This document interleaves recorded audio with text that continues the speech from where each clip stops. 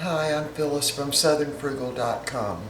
Well, tonight for supper or dinner, I'm not sure, we're going to be eating probably about 6:30, and this is going to be our big meal of the day. So we're going to have some Parmesan baked chicken. And what I've done, I got some chicken breasts. There were 3 of them, and they were very large. So I partially thawed them out and then cut them directly in half.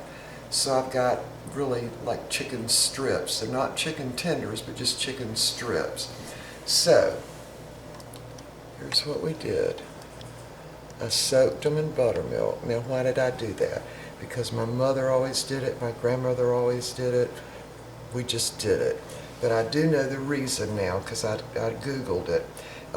What you do is soak the chicken in buttermilk, and the buttermilk helps tenderize the chicken, plus it imparts a little bit of taste to it. So for this particular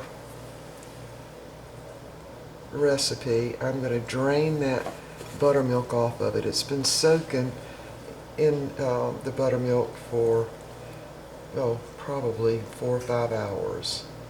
Or you could soak it overnight. Now, in the South, when people fry chicken, most always they soak it in buttermilk. Also, if you have wild game, I know like when my grandmother fixed rabbit or squirrel, she always soaked it in buttermilk. And another thing you could do is soak it in a vinegar brine. That also would, wild game, I think it takes the taste out. Now you need to dump this down the drain. So I'm going to try to do this without touching this chicken if I can. And just get the buttermilk kind of off of it as much as I can. And this also will impart some moisture to the chicken too. Alright, so I'm going to put that over in a little casserole dish. See if y'all can see that. Let me turn the camera up there. And see, this is the Fieldale chicken too, by the way, which is so good.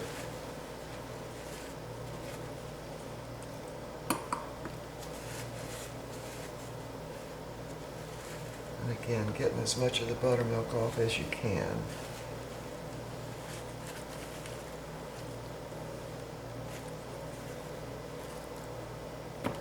Okay. Now, the next step, this is about 4 tablespoons of butter that I melted in the microwave. Now, it's not real hot. I just melted it. So I'll pour that over the chicken. I'll just let it sit there in that butter for just a few minutes. Now we're going to bake this in the oven at 350 degrees for about an hour or until it's done. Alright, so now we're ready to mix up our little dredging, not flour, but it's actually breadcrumbs. So I'm going to use some of the dried breadcrumbs. These are just white, plain breadcrumbs. I'm going to use probably about a cup. That ought to do it.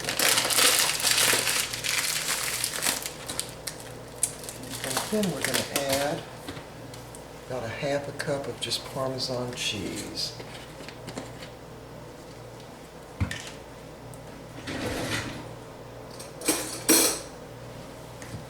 I haven't really measured this, but so about half a cup, maybe even 3/4 of a cup to the breadcrumbs. Just mash up any little lumps. And you could use fresh grated Parmesan cheese too, if you wanted to. Alright, now because the Parmesan cheese is very salty, I'm going to add a little bit more though, just a little bit, maybe half a teaspoon or so. I'm going to also put in some onion powder, probably about a teaspoon of that. About a teaspoon of garlic powder.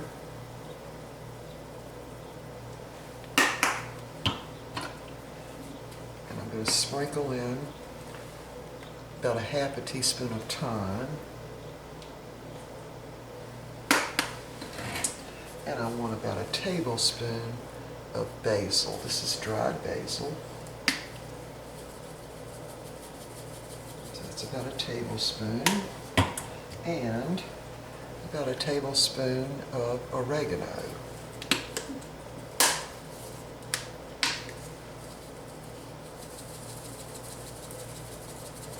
Alright, in order to do it, we just mix that up. And this is what we're going to dredge the chicken in. And I've got, that's probably a, I don't know, 9 by 13 Pyrex dish right there. And I actually grease that with some Crisco. Okay, so that smells really good. And I want a lot of this coating on the chicken. A lot.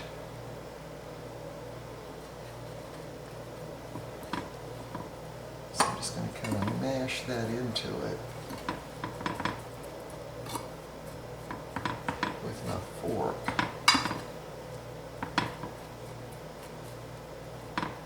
And then you just want to place it in your pan. Alright, do one more. Now this is a thicker piece, see? Put that in. And just, what I do is just put the coating up on it and just mash it into it as much as I can.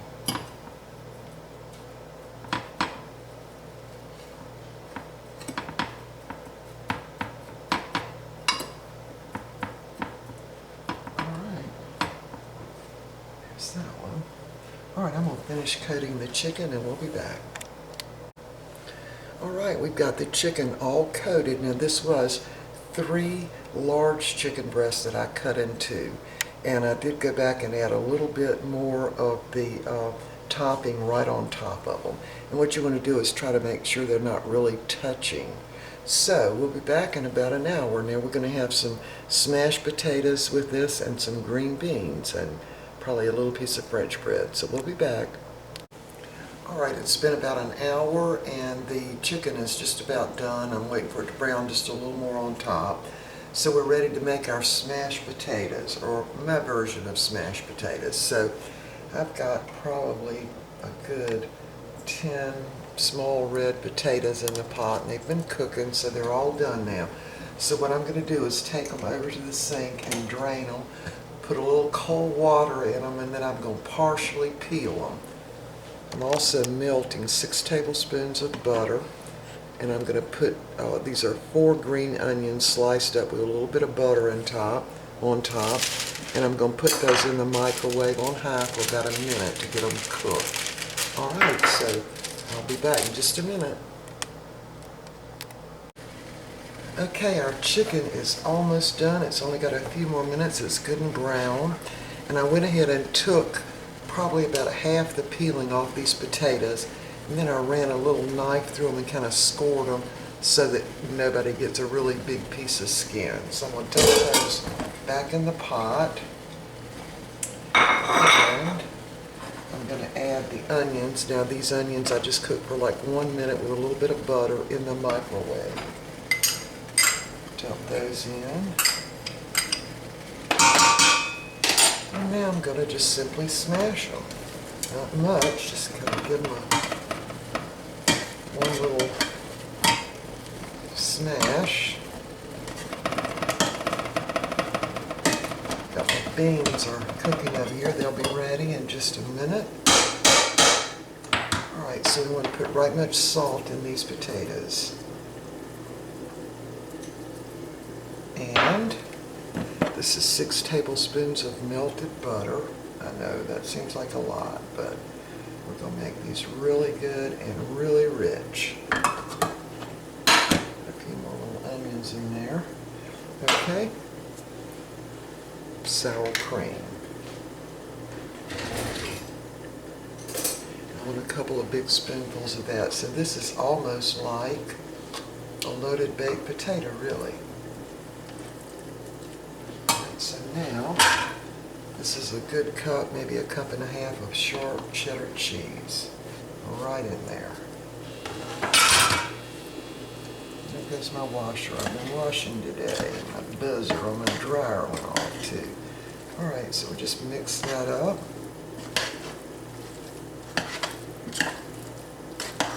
Now, makes it different. We're going to add just a little bit of half and half. So hold on.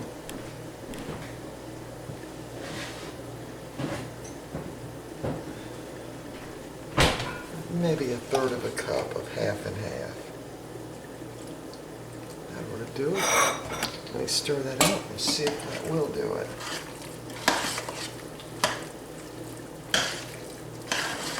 Now, if you use pepper, now would be the time to also add pepper. And just make sure you don't have any great big pieces in there. I'm going to put a little more half and half in there. So probably that's a good half cup to 3/4 of a cup.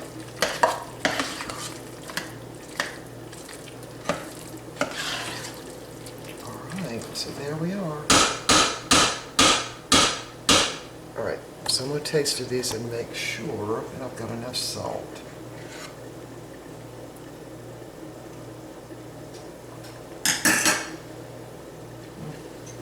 Perfect. Okay, so what I'm going to do now is dump these out into a Pyrex dish, and this is the kind that has that little red top, because we'll eat, half of these at least tonight, and then I'll put that top on it and we can have them again tomorrow at lunch. So, as we're going to have the chicken also tomorrow. I think y'all can see right there.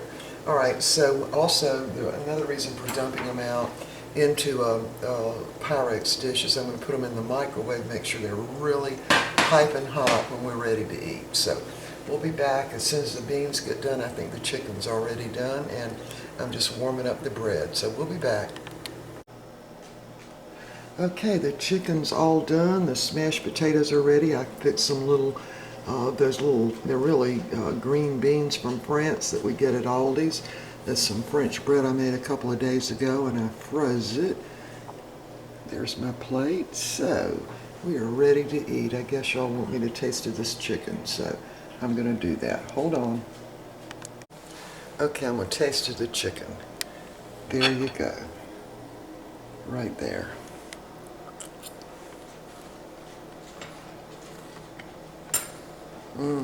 It's very crunchy on the outside, moist and very tender on the inside. It's very good. Okay, so there's what we've got left. Let me turn my camera around. There's what we've got left for tomorrow. There's our smashed potatoes, which is really more like a loaded baked potato, only it's with red potatoes and it's got some skins in it. And then the little bitty green beans from Aldi's. They're frozen. All right, we will see y'all next time.